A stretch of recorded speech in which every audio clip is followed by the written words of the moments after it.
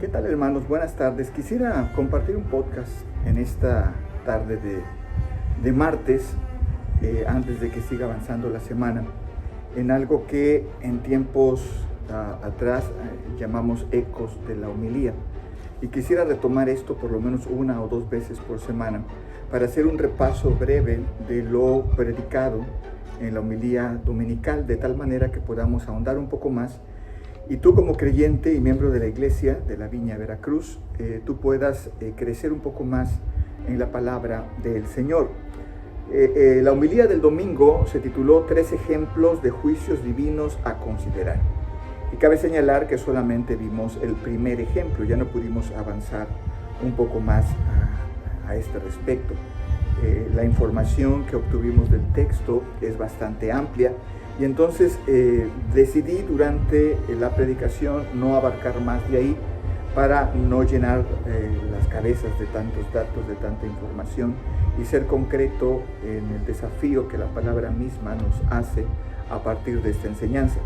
Judas 1:5, que fue lo que estudiamos ese día, aunque la homilía abarca hasta el verso 7, pero Judas 1:5 dice: mas quiero recordaros, ya que una vez lo habéis sabido, que el Señor, habiendo salvado al pueblo, sacándolo de Egipto, después destruyó a los que no creyeron. Y en el verso 6 agrega el ejemplo de los ángeles que no guardan su dignidad, y en el verso 7 pone el ejemplo de Sodoma. Yo quisiera hoy en este podcast centrar la atención en lo último de la homilía del domingo, cuando decía: si Dios actuó de una manera en un tiempo específico para mostrar misericordia y juicio a la gente sobre la tierra y a todos aquellos aún que se rebelaron en contra de Él, y también y sobre todo también aquellos que permanecieron fieles, como dice el doctor Thompson cuando da una explicación sobre este asunto. Él refiere sobre la importancia del testimonio divino hacia aquellos que permanecieron fieles. Así que Dios siempre testifica su misericordia, pero también testifica su justicia. Y Romanos 9, no voy a ahondar demasiado en esto hoy, pero Romanos 9 nos explica perfectamente bien en alguno de sus versos, y yo te invito a que tú leas Romanos 9, cómo Dios, y Pablo lo expresa de una manera increíble, de la misma materia crea vasos de honra para juicio y crea vasos crea vasos de honra para misericordia y crea vasos de deshonra para juicio.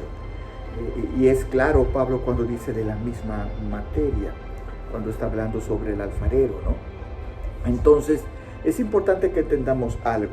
Si Dios actuó de una manera, y esto es lo que yo quiero compartir la tarde de hoy, si Dios actuó de una manera en un momento determinado, esto nos muestra el carácter de Dios, nos muestra también el propósito de Dios. Es decir, Dios sacó a Israel de Egipto, pero no todos habrían de llegar a la tierra prometida, y no todos habrían de avanzar a lo largo del tiempo, junto con la compañía de todos aquellos a quienes Dios había llamado y había sacado obviamente de Egipto. Algunos fueron quedando en el camino. Yo hice mención de los hijos de Coré. Recordemos ese texto, estará apareciendo en la pantalla. La importancia de cómo Dios juzgó y fue quitando de en medio a aquellos a quienes no había puesto fe para creer en la promesa, ¿no? En este sentido es importante que comprendamos que si Dios hizo eso con Israel, debemos de tener cuidado nosotros de no creer que somos parte de los llamados cuando no hemos venido en realidad al arrepentimiento. No hay forma de ser parte de la familia de Dios si no tenemos una experiencia genuina de arrepentimiento por nuestros pecados. No hay forma de decir: yo soy parte de la familia de Dios, pero mi vida está en desorden. No puedo decir yo soy salvo si mi vida sigue siendo administrada de la misma forma en que yo la administraba antes, entre comillas, de haber sido salvo. Entonces no podemos decir yo soy del pueblo de Dios cuando no hay una evidencia de un cambio en nuestra vida, intereses, prioridades.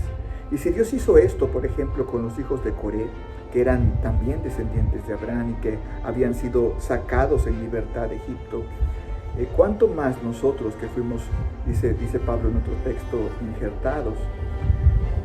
Yo creo que es importante que entendamos, salvo, siempre salvo, pero el salvo, no el que dice ser salvo.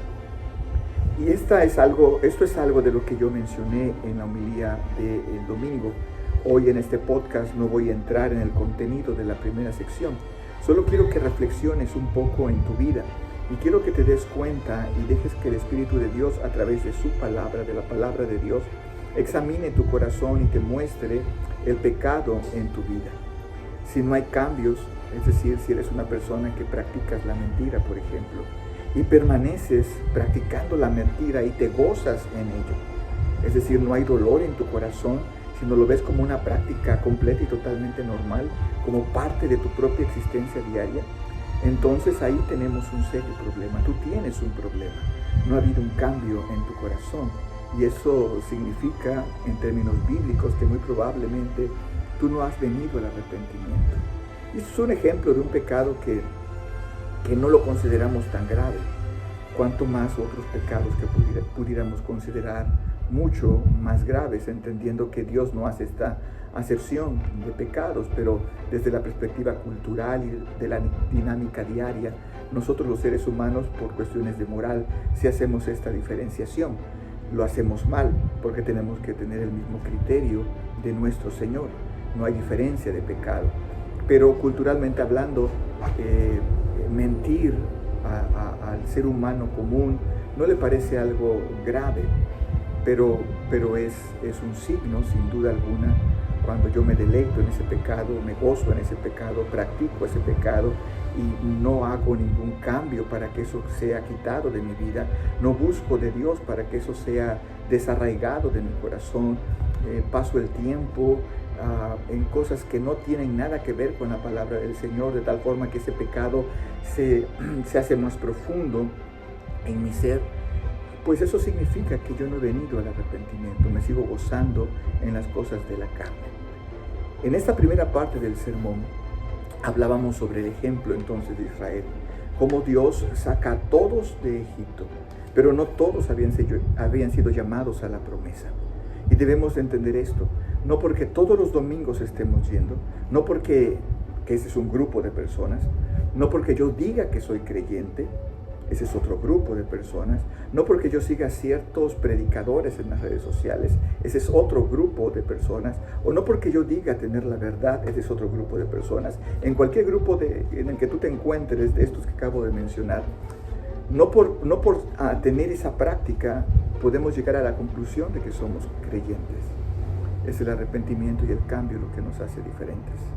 Los hijos de Coré no lo entendieron. El Israel que salió de Egipto no lo entendió.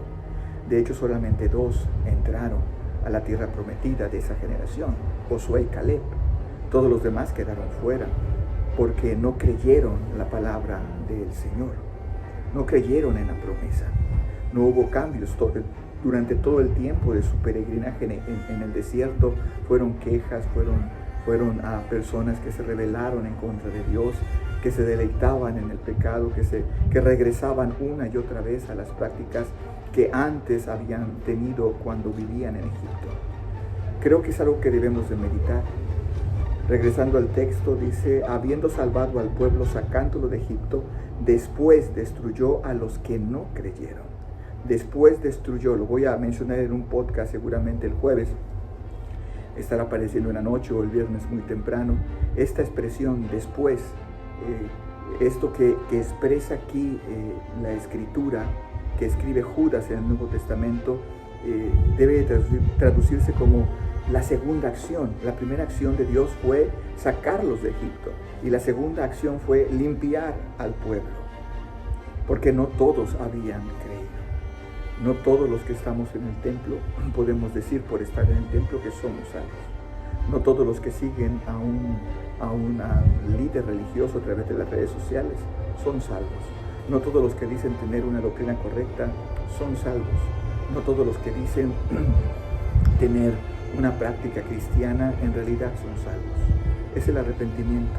y la obra poderosa de Dios a través de su Espíritu Santo, que nos redarguye, y a través de su palabra, su Espíritu, nos santifica. Y eso es lo que debemos anhelar, eso es lo que debemos de buscar día tras día, ser santificados por Dios, para que seamos semejantes a aquel que nos rescató de la muerte. Yo te animo a que pienses en esto y te animo a que pongas tu corazón en una búsqueda de un arrepentimiento genuino. Ora a Dios cada día y dile al Señor: Señor, provoca en mí un arrepentimiento genuino para que yo pueda dar frutos dignos de arrepentimiento. Dios te bendiga, oro por ti, el Señor te fortalezca. Nos vemos miércoles de oración, viernes de catecismo y sobre todo el domingo nuestro servicio de adoración. No faltes, es bien importante que estés en la comunión de la iglesia. Dios te bendiga.